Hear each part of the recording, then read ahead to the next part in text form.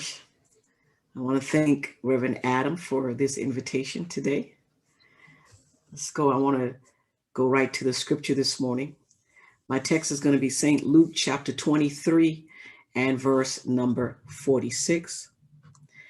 And it says, "Then Jesus, crying with a loud voice, said, 'Father, into your hands I commend my spirit.' And having said this, he breathed his last." My title for this morning is Trauma in the Pews. Trauma in the Pews. In 2004, I was watching the Oprah show where she had a Black woman soldier and her commanding officer who were prisoners of war in Iraq on her show. The male soldier was recounting what it was like and what he went through, the physical torture and the mental anguish he experienced, and how he kept thinking about just wanting to get home to see his wife and children again. And he's crying when he shares how he even gave into the torture and because he just wants to get home, see his family. He also shared that how even though he has been set free, how his mind has been affected, and he still suffers from nightmares and depression from this experience. Doctors told him that it will probably take a while, maybe years, before the mental anguish, the torment of the mind subsides. In the psychological world, they would call this PTSD, post-traumatic stress disorder, which is when someone suffering the psychological effects of an upsetting experience after you have been separated from the traumatic experience. It's experiencing trauma, and trauma is just, it's an upsetting experience, or it's an emotional shock that may cause long-term psychological damage. This is when my journey or vision to bring mental health knowledge and resources to the faith community was launched. For I had witnessed church people of faith experience PTSD, experience trauma in their lives, whether it be through a loss of a loved one, a loss of a job, death, divorce.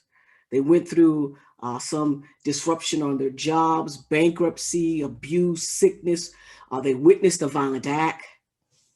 Some of you could even relate to trauma or PTSD. But I found at that time, the faith community was not talking about it or dealing with it. And in our text this morning, we have Jesus, who has been on the cross for hours, who has been physically tortured and beaten and nailed to a cross, verbally and mentally abused. And yes, he's Jesus, the very Son of God, who is human and flesh and blood at the time, and feels the pain and the agony. Yes, the suffering, it's real. Your suffering is real. And Jesus' final words are, "Father, into your hands I commend my spirit." Why would Jesus, the very Son of God, have to commend, which means to deposit for protection, his spirit? He's about to die, but he says, look, before I die, I've got to deposit, I've got to commit my spirit for protection to you. And this word spirit in the Greek, one of the meanings is mental disposition, or the state of being of one's mind. Why would Jesus have to deposit or commit his mental disposition, his mental and emotional outlook into God's hands? He's about to die. He's about to be elevated to a higher position. He has fulfilled his purpose. It was finished. So why? Because Jesus recognized that liberation and elevation without a transformation of one's mental and emotional outlook will lead to stagnation, where you're not flowing, you're not moving like you need to. You become dull, not sharp.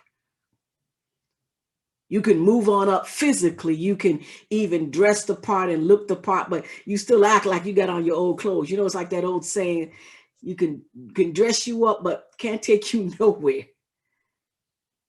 However, liberation and elevation with transformation of one's mental and emotional outlook, of transformation of one's mental disposition leads to continuation, which means moving, a thing that continues something else, a sequel, something that follows. We all need a mental and emotional transformation at some point in time in our lives, along with our spiritual renewal. But see, you can't just get a physical relocation. You need a mental and an emotional transformation. For example, there's a story in the Bible of the children of Israel. When they were liberated, they were set free from their traumatic experience. They had suffered many years of oppression and slavery. God had promised them a new place, a promised land.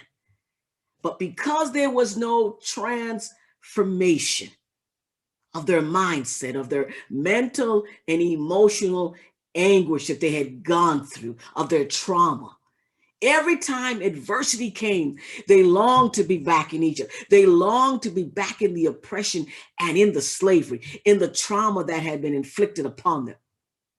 They still suffered from the psychological effects of that experience.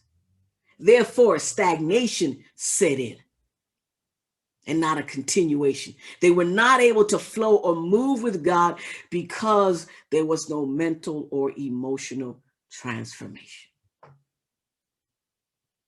This is why I believe Jesus had to deposit his spirit, his mental disposition, the state of being of his mind, his mental and emotional outlook, so that he could function and operate at the next level.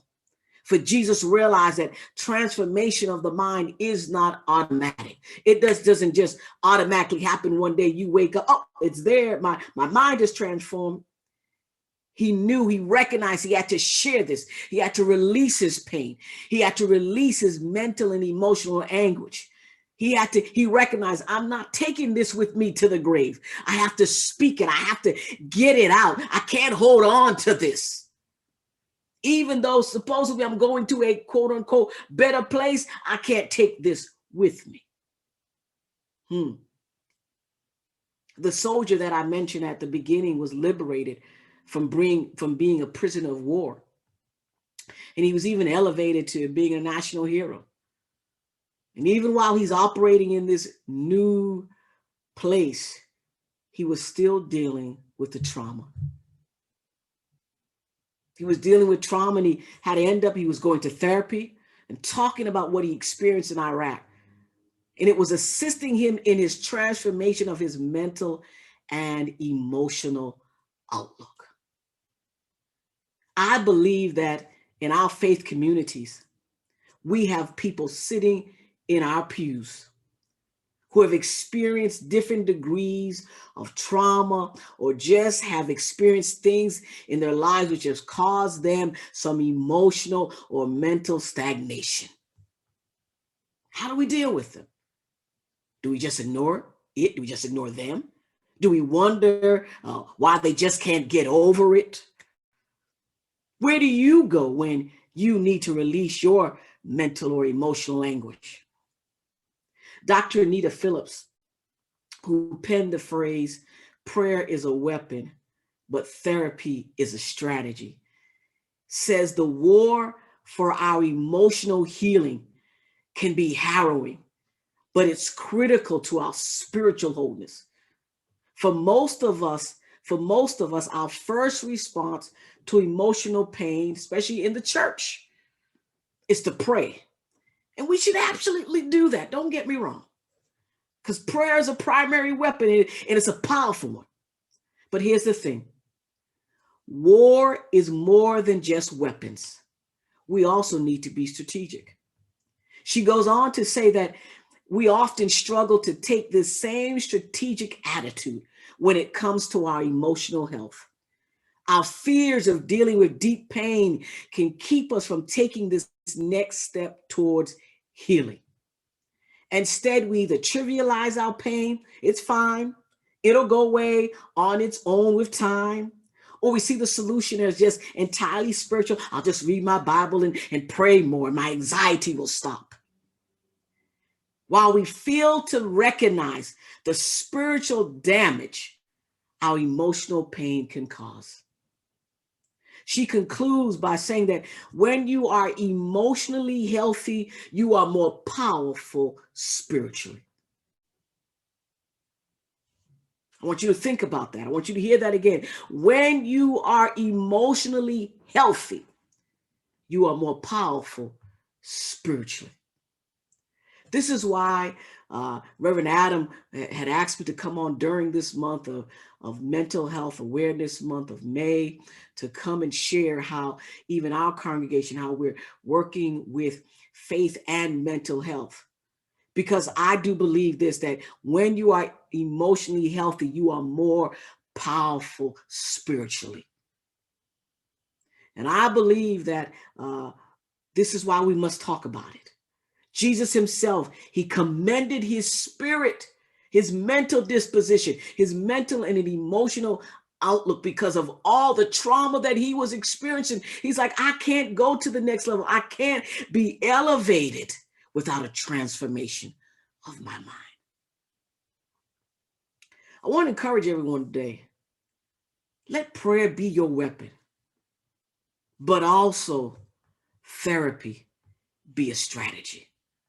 And especially after what we have come out of in 2020, health pandemic, racial pandemic, economic pandemic, mental health pandemic, we all could benefit for some time from praying, but also sitting in a therapist's chair. From collectively sharing our stories of pain and struggle, listening to one another. So I want to encourage you that there's hope.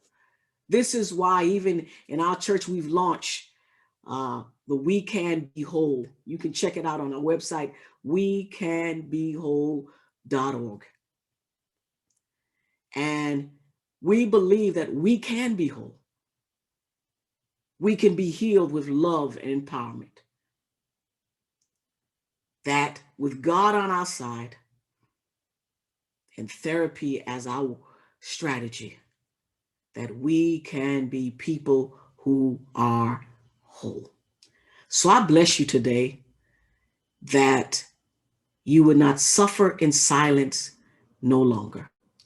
Prayer is your weapon and therapy is a strategy. God bless you.